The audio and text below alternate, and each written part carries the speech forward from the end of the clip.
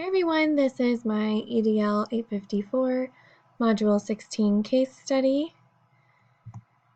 So the case study, we have Mr. Stevens, who's the current principal at George Washington Middle School, and we have Mrs. Bowman. Those are our main characters, so to say, in our case study here, who is a mother that's very active in the school system. She has 3 kids in the school system as well, a daughter who's in middle school and 2 sons who are in high school. Mrs. Bowman asked Mr. Stevens if the PTA would fund her daughter Lucy's cheerleading trip up in New York. And this was declined because Mr. Stevens informed her that the PTA funds really are for something that would benefit all students, not just one, and gave her the example of sending a single child to an academic camp over the summer.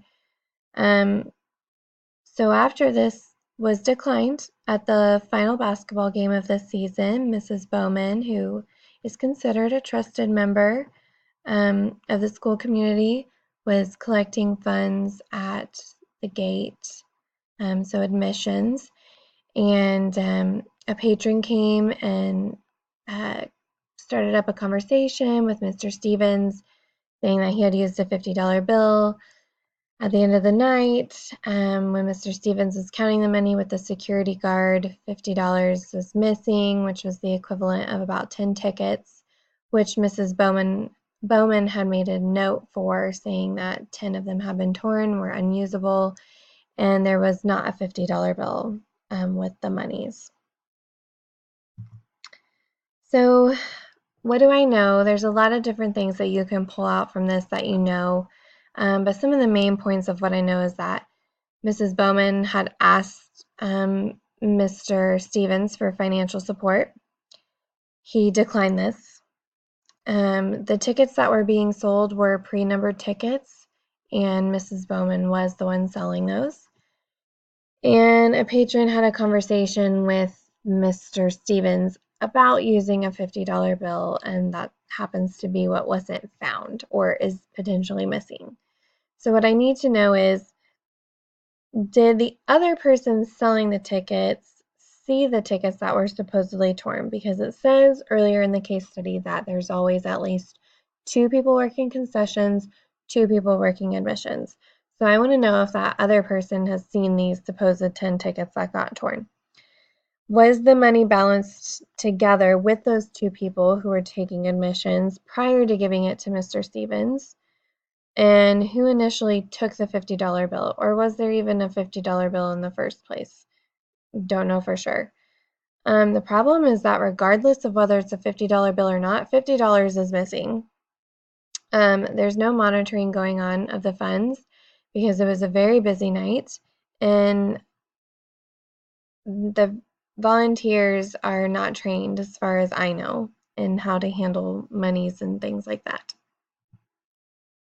So my proposed plan of action is that those who are working need to be brought in and questioned both together and separately. Not necessarily questioned accusingly, but questioned like, hey, we're missing $50. Do you guys remember anything, or did anything go on that you could maybe recall that would help us find where this went missing? Next, based on their answers that they give, the problem may arise, or you could figure out who the guilty party is. It could go either way. And then your steps might kind of follow based off of their answers. All of the current volunteers need to go to a training on how to handle those monies. This could be done by the district, so it could be done very cheap. Monies at the event need to be kept in one of those smaller locked boxes that can be locked with just a single key. That way anybody passing by couldn't reach in and grab money. The monies needs to be collected and balanced at least once throughout the event, not just at the end. I think a schedule needs to be made so that you can keep track of who is working what and when, in case if a trend would start to happen. Policies would need to be looked at and updated if necessary. So strategies, why not have staff work events, and they could have some sort of an incentive, such as, free tickets to the game if they don't typically get this. Areas that involve collecting monies maybe could be monitored by camera, so the admissions or the front of a concession stand. And then also, I would create a rotation schedule with yourself and with security as far as who's monitoring which areas in the building and maybe rotate amongst yourselves. So, resolving issues based on student success. First of all, Mr. Stevens needs to find the $50 or solve the problem, find out where it went. If it was taken from an account such as PTA, that would benefit students and their needs. Next, the volunteers need to have access to this district-provided training, and not just on monies, but also safety. So this in turn would help make the school more safe as well when you have these volunteers coming in. Finally, those volunteers need to extend beyond just those parents that are in PTA or just the parents of students involved in sports. And the staff being present can also show the importance of community in the school by working these events and model that to students.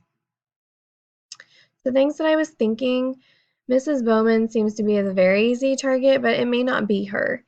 Do we know for sure that a $50 bill was used? Where are the torn tickets? Things like that. I was feeling frustrated that there wasn't more help with monitoring, especially when everyone probably knew it was going to be a very busy night as it was the last game of the season. And I was also frustrated that there wasn't more help.